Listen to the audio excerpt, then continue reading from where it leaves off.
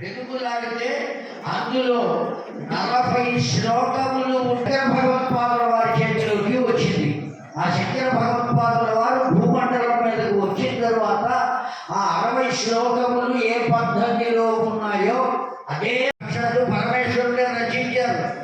ఎవరి నచేత్ పశ్యే దేవం అని చెప్పారు. ఓ పరమేశ్వర, అమ్మవారే లేకపోతే నువ్వు చెయ్యి కూడా కదపలేవు. నచేత్ పశ్యే దేవం, చెయ్యి పక్కకు కూడా పెట్టలేవు. అమ్మవారు ఉన్నది కనుకనే ఆవిడని ఏమంటాం మనం? శక్తి అని అంటాం అమ్మవారు. ఆ అమ్మవారు కూడా ఎన్ని రకాలుగా ఉన్నదిట? 3 రకాలుగా ఉన్నదిట. అందుకనే ఆవిడని మనం ఏమంటున్నాం? మహాకాళి, మహాలక్ష్మి, మహాసరస్వతి అని పిలుస్తున్నామండి. అర్థమైందా? కనీసం చూడగలమండి వాళ్ళని మనం? చూడలేదు. కానీ అది చూడడానికి పనికొచ్చే మనుష్య రూపాలు కాబట్టి వాటిని ఏమంటారో తెలుసునా అండి? 3 రకాలు అని చెప్పుకున్నాం కదా. 3 రకాల రూపాలకి 3 పేర్లు పెట్టాం, తెలుసుకుంటున్నాం. ఆడవాళ్ళని తీసుకొచ్చి వాళ్ళకు చీరలు పెట్టి, సారీలు పెట్టి, ఇవన్నీ చేసి చక్కగా కూర్చోబెట్టి పూజ చేస్తున్నాం అమ్మవారి రూపంలో. కానీ వాళ్ళు ఎవరు అంటే మనలోనే ఉన్నారండి. ఎవరినో తీసుకొచ్చి అక్కడ కూర్చోబెట్టి పూజ చేయకుండా ఎక్కడున్నారు వాళ్ళు చెప్పండి ఇప్పుడు గట్టిగా? ఆ 3 రూపాలతో ఉన్న అమ్మవారు ఎక్కడ ఉన్నారు అంటే మనలోనే. గట్టిగా చెప్పండి ఇప్పుడు ఆ మాట. మనలోనే ఉన్నారండి వాళ్ళు. ఎవరయ్యా?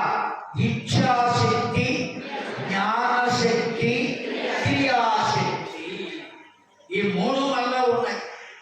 ఇచ్ఛాశక్తి, నేను వంట చేయవలే అనే కోరిక కలగాలి. ఆ కోరికతోనే ఆ శక్తి ఉంటుంది. ఆ శక్తి కలిగితేనే ఆ కోరిక కలుగుతుంది. లేకపోతే నేను వండను అని వాడు కూర్చుందనుకోండి, ఏం చేస్తాడు వాడు? ఏ హోటల్లో పెడతాడు, లేకపోతే వాడే చేసి తాను తిని భార్య కింద పెడతాడు. ఇప్పుడు చాలామంది ఉన్నారు లేనటువంటి వాళ్ళు. పూర్వను పాపం ఉండేవాళ్ళు కాదు మా చిన్నప్పుడు. కనుక ఇచ్ఛాశక్తి, ఇదిగో ఈ పని నేను చెయ్యాలి అనేటువంటి కోరిక కలగదు. దాన్ని ఇచ్ఛాశక్తి. దాన్నే జ్ఞానశక్తి అని అంటాం. ఆ పని ఎలా చెయ్యాలో తెలుసుకోవాలి. తెలుసుకోకపోతే ఏం చేస్తారండి? కొత్తగా పెళ్ళయింది, ఆ పిల్లకు కాపురానికి వచ్చింది, వంట చేసి పెట్టమన్నాడు భర్త అనబడేవాడు. ఆఫీస్కి వెళ్ళాలి, సాఫ్ట్వేర్ ఇంజనీర్. ఆవిడ పుస్తకం కొనుక్కొచ్చింది, వంట ఎట్లు చేయవలెనో పుస్తకం కొనుక్కొచ్చింది. ఆ పుస్తకంలో రాసి ఉన్నది బియ్యం గిన్నెలో పోయవలెను, నీళ్లు పోయవలెను, నీళ్లు పోసి గడగవలెను, కడిగిన నీరు పారపోయవలెను, మరల మంచి నీరు పోయి బియ్యం బియ్యంగానే ఉన్నది, నీళ్లుగానే ఉన్నాయి. ఏమైంది అంటే పుస్తకంలో పొయ్యి క్రియాశక్తి. నాకు అన్నీ తెలుసు కానీ నేను మాత్రం చెయ్యను అంటే అప్పుడు ఏమవుతుందండి? చేయాలన్నా అక్కర్లేటువంటి దాన్నే క్రియాశక్తి అని. ఈ 3 రకాలైనటువంటివి మనలోనే ఉన్నాయా, బయట ఉన్నాయా చెప్పండి? మనలోనే చెయ్యలేము మనం. అందుకని ఆ ఇచ్ఛాశక్తి, జ్ఞానశక్తి, క్రియాశక్తి ఈ 3 ఉండి తీరవలే. ఆ 3 మనలో ఉంటేనే సర్వకర్మలను మనం చేయగలుగుతాం. కనుక ఇప్పుడు అమ్మవారు 3 రూపాలతో ఎక్కడ ఉన్నది అంటే మనలో ఉన్నదా, బయట ఉన్నదా? అయినటువంటి వాడు అమ్మవారిని ఆధారముగా చేసుకున్నటువంటి ఆ బలమే ఎంత భావం ఉన్నది ఆ ఒక్క శ్లోకంలో. ఈ ఉన్నటువంటి ఈ శివమహాపురాణం ఎన్ని భాగాలుగా ఉన్నది అంటే నిన్న చెప్పుకున్నాం 1,00,000 శ్లోకాలతో 12 భాగములుగా పరమేశ్వరుడే పార్వతీదేవికి చెబితే మన మీద ఉండేటువంటి కరుణ చేత వ్యాస భగవానుడు 1,00,000 శ్లోకాలు 24,000 శ్లోకాలు ఏర్పాటు. 24,000 శ్లోకాలతో మనకు శివ మహాపురాణం అందించాడు. కేవలం 24,000 సంక్షిప్త రూపంలో మనకు ఇచ్చాడు శివ మహాపురాణం. సామాన్యమైన వాడు కూడా మనమేం చదువుతామయ్యా, మన వల్ల ఏమవుతుందయ్యా, అంత పెద్దది కదా పురాణం. మనం పోనీ ఎవరి చేతైనా చెప్పిద్దామంటే 1,00,000 శ్లోకాలతో ఉన్నటువంటి పురాణం ఎంతకాలం చెప్పాలండి? సుమారుగా 4-5 నెలలు పడుతుంది ఆ పురాణం చెప్పడానికి. ఒక 9 రోజుల్లో పరిపూర్ణం అవుతుంది. ఆ భాగవతం అయితే 7 రోజుల్లోనే చూద్దాం, కానీ 7 రోజుల్లో అయ్యేది కాదు ఇది. పెద్దలు అడిగారు, అయ్యా ఎన్ని రోజులు ఉంటుంది? 7 రోజుల్లో సరిపోతుందా? సరిపోయే అవకాశం లేదండి.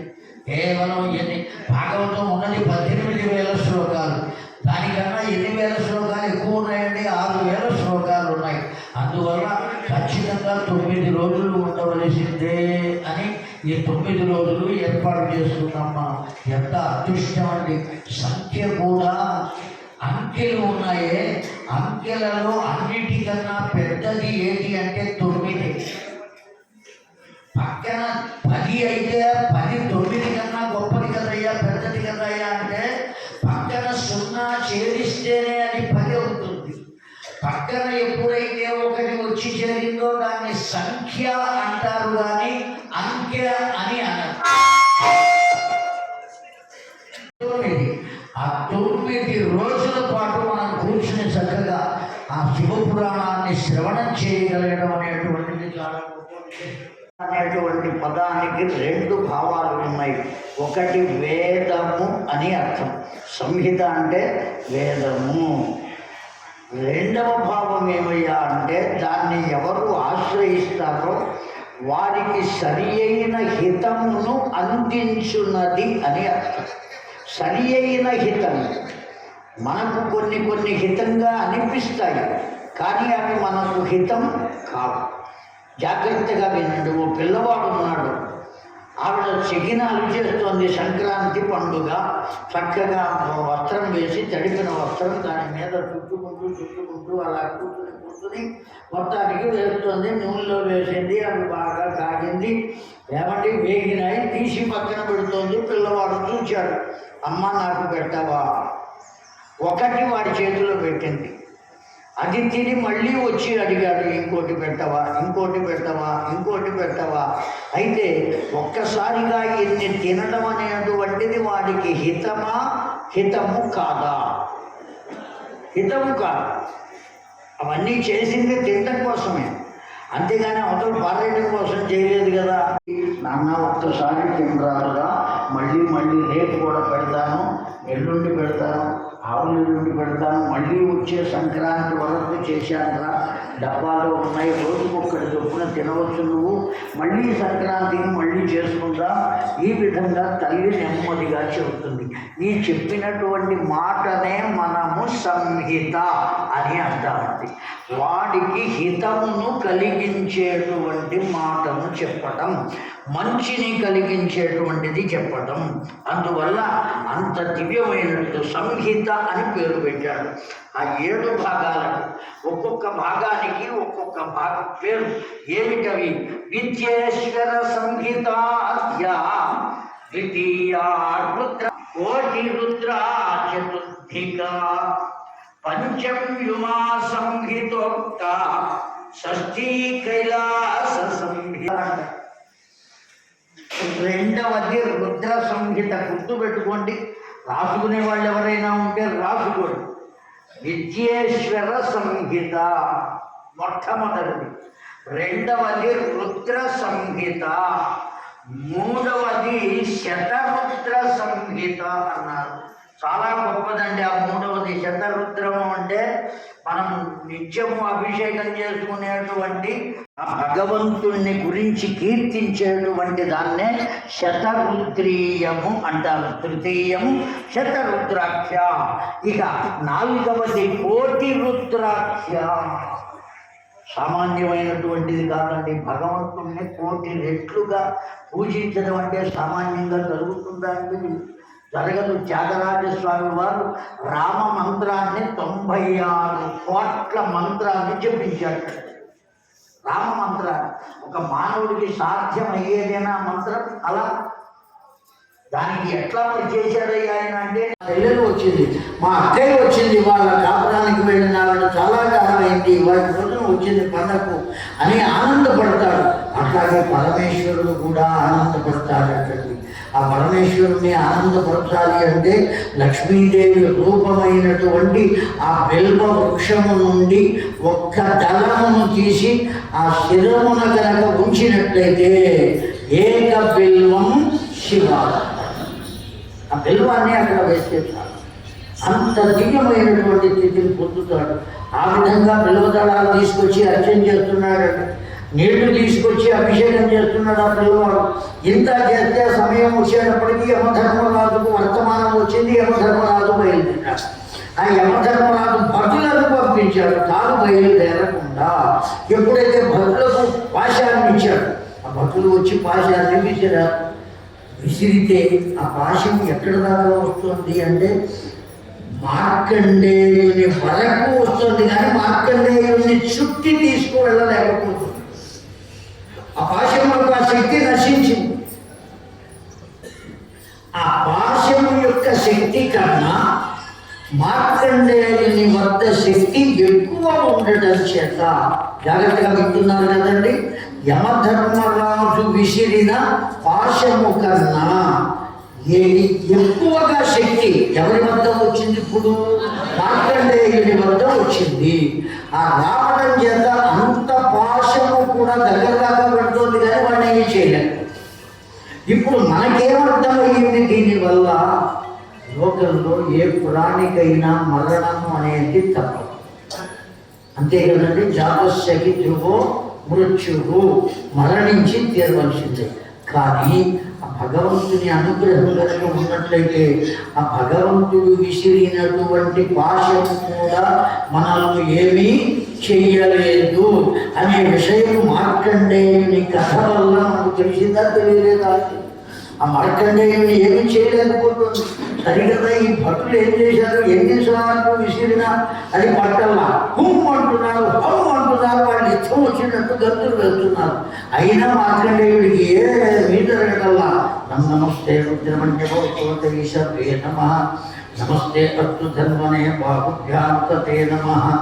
యాదైష శివతమా శివం బభూవతే ధనుః, శివాశరవ్యాజాతమతయా రుద్రం మృడయ. యాదే రుద్ర శివా తనూ రఘోరా పాపకాశని, తయానస్తనువాసంతమయా గిరిశంచామిషాపశీః.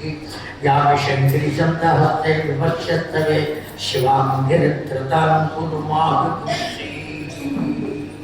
ఒక అనువాకం అంటున్నాడు, యోగ దృష్ట్యా, ఆ పరమేశ్వరుని యొక్క యోగ దృష్టి చేత ఆ మార్కండేయుడు పూజ చేసేటువంటి శివలింగము, ఆ మార్కండేయుడు ఈ ఇద్దరిని మధ్యలో ఉంచి చుట్టూత అగ్నిహోత్రం వచ్చింది అన్నట్టు.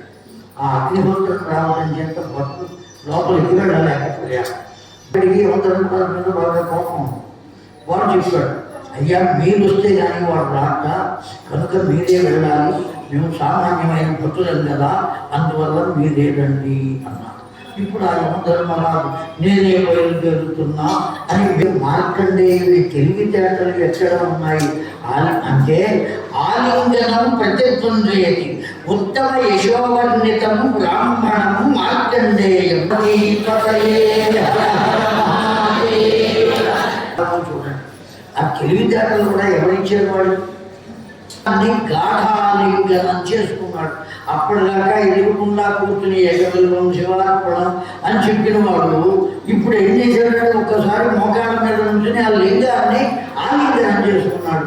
ఇప్పుడు వాడి కోసం కదా అంటే అవునా కదా.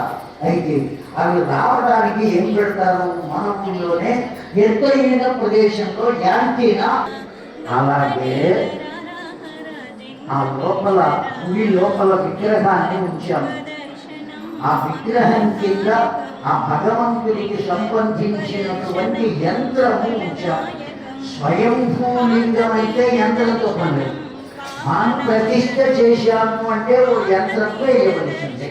శివలింగాన్ని ప్రతిష్ఠ చేస్తే పంచాక్షరి మంత్రాన్ని 5 లక్షలు జపం చేసి ఆ జపాన్ని ఆ యంత్రానికి ధార పోసి ఎక్కడ ప్రతిష్ఠ చేస్తామో అక్కడ చిన్న కుండ తీసి గర్తం పొయ్యి చేసి ఆ యంత్రాన్ని అందులో పెట్టి దాని మీద విగ్రహం ప్రతిష్ఠ చేస్తాం. ఇప్పుడు ఆ మంత్రశక్తి అంతా దేంట్లో ఉన్నది? ఆ యంత్రంలో ఉన్నది. దేంట్లో ఉన్నది? ఆ యంత్రం కదా అక్కడ పెట్టింది.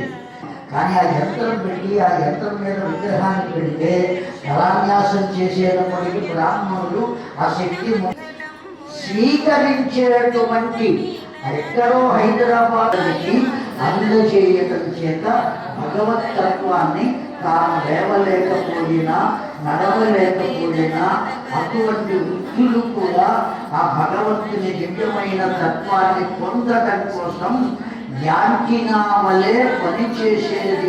శ్వాసాలలో ఉన్న శక్తిని ఈ యంత్రాలలో ఉన్న చెక్కలు ఉన్నాయే ఒక మీదకి రాజేశ్వరుడు ఇదేమిటా అని అనుకున్నాను.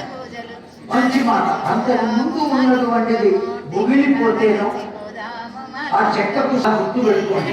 ఆ గజస్తంభం మీదే ముఖాలు వేస్తూ ఉంటారు, భక్తులు వేస్తూ ఉంటారు, ఒకరు వేస్తూ ఉంటారు, గంటలు ఉంటాయి, నానా విషయాలు అక్కడే ఉంటాయి. ఆ కుటుంబమే శివ కుటుంబం. అంత దివ్యత్వాన్ని పొందారు. ఎందుకంటే భగవంతుడి కోసం కష్టపడి